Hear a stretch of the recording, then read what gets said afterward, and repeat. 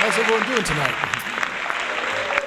Robots. All right, so I want to start out with a brief discussion of the etymology of the word robot. It actually is a Czech word that comes from a play that was produced in 1921 by Karel Čapek called RUR, or Rossum's Universal Robots. And the plot of this play is that humans create these kind of clay creatures as slaves so they can live like the life of a Roman aristocrat, and then eventually the clay creature slaves take over the world, annihilate most of the humans, but then the clay creature slaves need some human ingenuity, and then everyone kind of suffers. It was a major Broadway hit at the time, and I think that's kind of amazing. But the play wasn't written in isolation, because also in Prague you have the Jewish folklore myth of the Golem.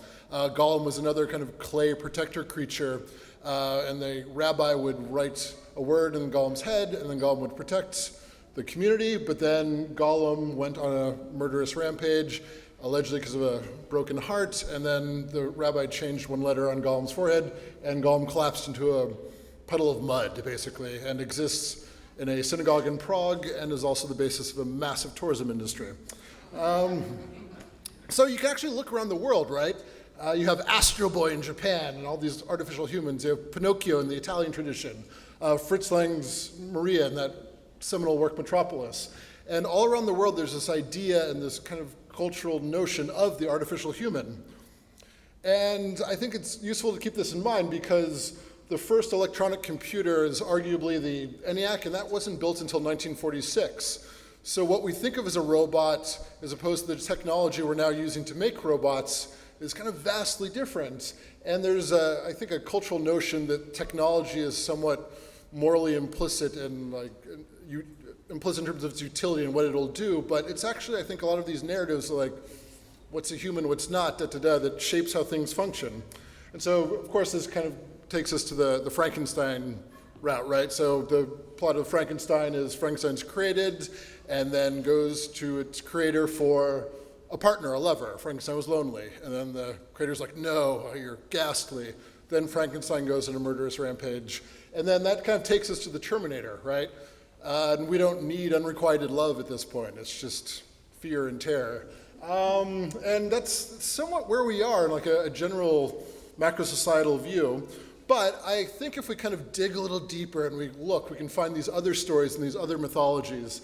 One example of that are the golden handmaidens of Hephaestus. Hephaestus was the great blacksmith of Greek mythology, and kind of in collaboration he created these golden handmaidens, and they made all these fantastic technologies that are used on Mount Olympus and are part and parcel of all the great Greek myths. There's also the myth of Pygmalion. Pygmalion was a sculptor and an artist, swore off women, right?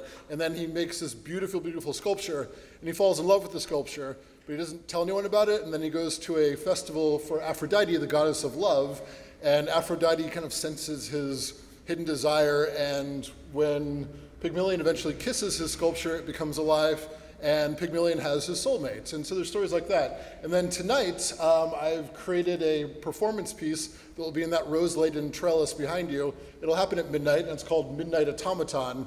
It's going to kind of combine these themes and play with that in a new way, and I hope you're able to stick around until midnight to see it. And so that's like another thing that's going on. And then once we reconceptualize what robotics can be and how it functions, this kind of takes us to Teenage Meadow, which is the interactive sculpture in the back that I co-created with one of our speakers tonight. And so Teenage Meadow mixes plants and a robotic system, and it's this idea of a symbiotic relationship between the mechanical system and a living system, a plant system. And how does this work? What's our relationship to these things? So I encourage you to play with Teenage Meadow tonight. Please touch it. It's meant to be touched, and that's how it responds to you. It's only when you touch the nature, right? Oh, and so kind of in closing, to announce our first speaker, I think it's important to remember that robotics at its core is a field of systems engineering, and all these systems are made up of people with different backgrounds, different cultures, different ideas, different wants, desires, but it's ultimately a community.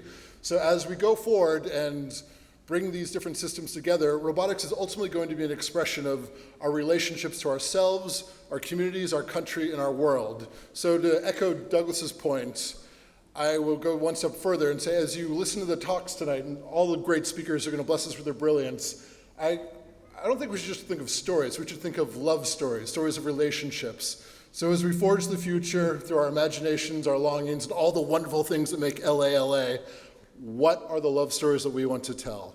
And please just keep this in mind. Thank you so much.